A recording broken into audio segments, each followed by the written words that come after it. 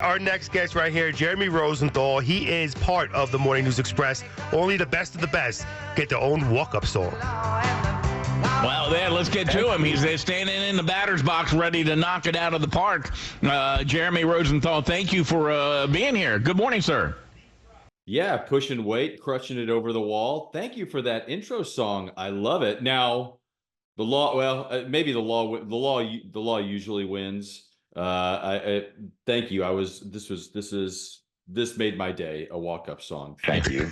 Hey, you The know song what? is I Fought the Law, and the law. Yeah, you know what? I couldn't. You a criminal. I couldn't think of any other good attorney song, and it is kind of a last minute, so I'll try better next time, I promise. Better than No, I shot look, the sheriff. it's the thought. It's the thought. It's better than Baby Shark. Look, this is okay. There could be a lot worse. There's John Cougar Mellencamp, the Authority song, right?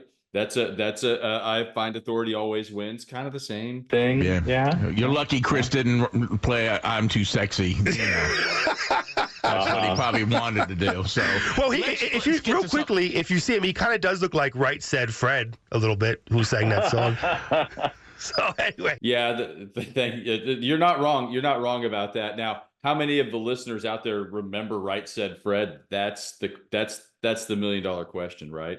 So we have just taken away Jeremy's all of his authority and his credibility with saying Right Said Fred, and but let's talk to him. He is our legal expert on things, and of course, obviously, we all know about the what's going on in Minnesota. The man Vance Boelter, 57, is or will be. I'm not sure what kind of charges. I thought they were first-degree murder charges, and. So help us decide the difference between first-degree murder and second-degree murder. Mm-hmm. I would anticipate that he's ultimately going to face first-degree murder. That's the big one. That's the big enchilada that you think of. Right now, the state of Minnesota says it's going to be second-degree. I can't fathom that. When you're talking about murder, here's Law School 101, and everybody out there is going to get what they pay for, which is very little. But here is criminal law 101. When you are talking about murder, you follow intent, and you follow the intent because the intent's going to dictate how high of an offense it is. If you have an accidental homicide, an accidental murder, think Alec Baldwin, right? Nobody thinks that, regardless of what people think about Alec Baldwin, I think we all agree he didn't wake up that morning thinking that he needed to kill somebody, right? That would be a very low-level homicide had he been convicted. That would have been probably a couple of years of prison. Not pleasant, but that would be on the lower end. Then if you step it up to higher intent, take a situation like, if we're going to go back to the 1990s, let's do Chicago, the musical Chicago. We both went for the gun. Richard Gere, yes. Chicago fans showed no. Yes, no, maybe. Mm-hmm. Yep, absolutely. Catherine Zeta-Jones, yeah, she's a reason to watch. Renee Zellweger, there's plenty of reasons for guys to to tune into that. Like 25 years ago, maybe not now though. But go ahead. I'm sorry. Wow. Well, the movie doesn't change. True. Okay. I don't know. I want to see the same actors doing it today. But anyway, one of the best lines in all of criminal law are from that movie. I didn't ask you if you were an orphan. I didn't ask you this. I didn't ask you that. I didn't ask you this. I asked you if you had $5,000. That's kind of how my life goes. But think about that. We both grabbed the gun. They both reached for the gun. There was a love quarrel, right? Somebody comes home, catches the wife. That's sort of a little higher level, right? We've got Alec Baldwin on the low end. We've got that sort of a passion thing.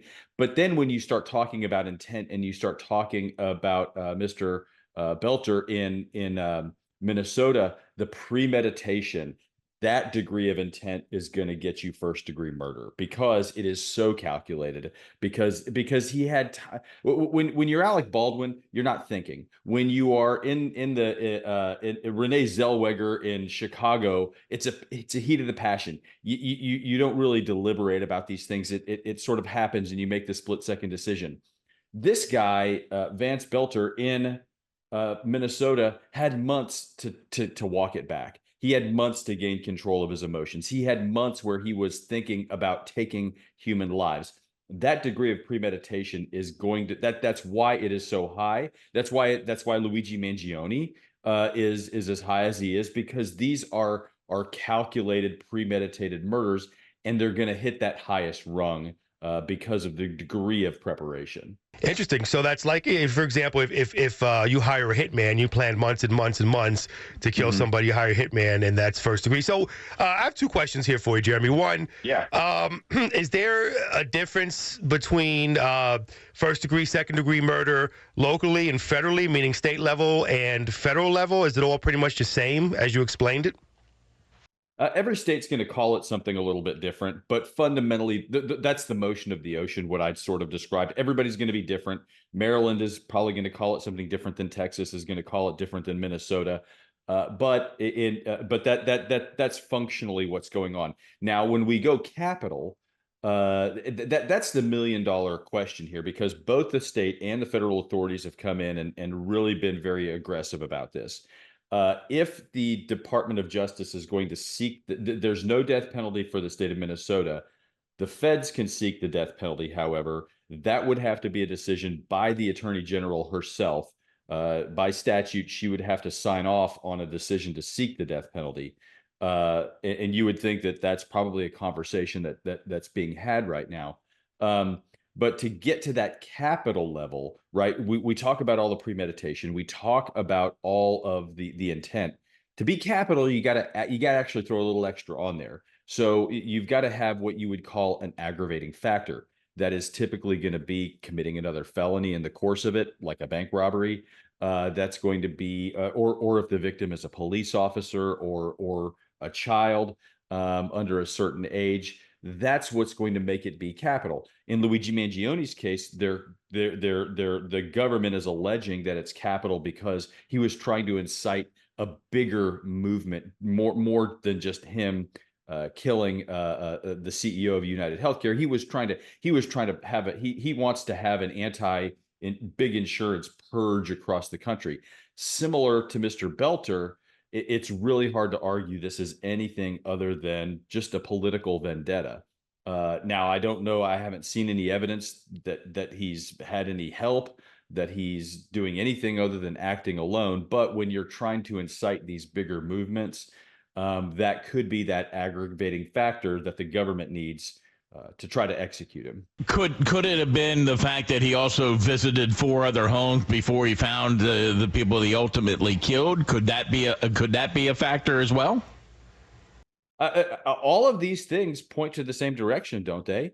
They all point to this was a plan. And any time, and the other thing that it really does when you're defending somebody, you're looking at a couple of things. First thing you're looking to do is, can I win this case? Can I acquit this person, right? Can I completely walk them out of the courthouse? That's always the first inquiry. And when you have a case like this, when you have a case like Luigi Mangione, it wasn't me. That doesn't really work here in really either case. So then you start looking for different ways to sort of acquit the person. Well, can we go a mental health route? Can we start fighting some of the technical parts with all of this premeditation, with going to, I'm at the wrong house, or I wasn't able to do this the way I wanted. When you have that degree of premeditation, it is very hard to argue with a straight face that we could not distinguish right from wrong.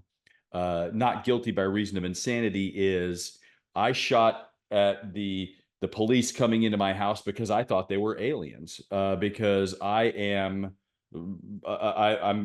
psychotic and I don't understand right from wrong, and I feel like I'm being attacked by aliens, so I'm defending my house from the aliens. Turns out our break from reality was so vast that we just couldn't appreciate right from wrong. That's not guilty by reason of insanity. In fact, those are I'm actually citing cases that have happened tragically.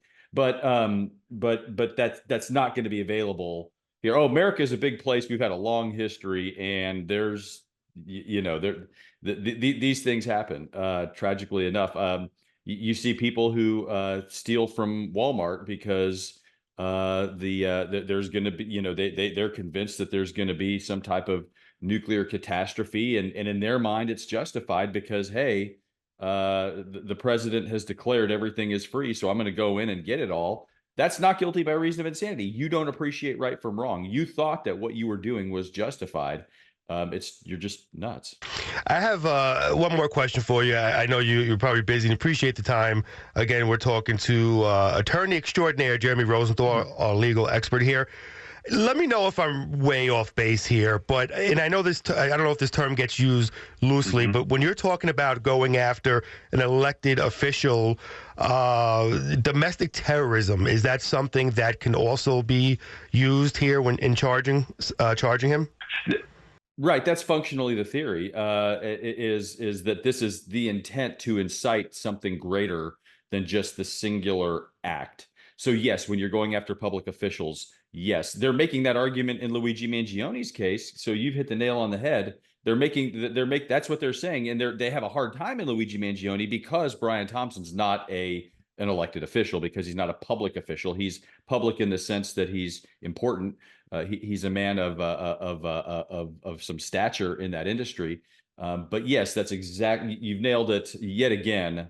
If you guys give me a walk-up song next time, I'll be stunned, because we've talked about Chicago the musical, we've talked about Walmart and the end of the world, and you guys are a lot nicer than you need to be to me. But thank you. So if you can get it done in 30 seconds, in 30 seconds, yes. I want to switch gears. And a judge I'm not sure where is unsure if Let's Go Brandon is protected by the First Amendment. Did you see that story? No, I did not, but I don't understand how it couldn't be protected by the First Amendment. It always depends on the time, the place, and the context. Speech is protected most at the courthouse square, on the town square. If somebody's yelling "Let's go Brandon" at 2 a.m. inside and with a bullhorn inside the mayor's house at his doorstep, okay, there might be some First Amendment issues there. But in the abstract, I can't see how that would be anything other than protected. Jeremy Rosenthal, always a pleasure, my friend. You're the best. Man, you are good. You know your stuff, sir. or I'm good at faking it. Whatever we got to do. Have a great morning. Thanks a lot, my friend. I always say. Thank you, sir. We appreciate your time. Bye-bye.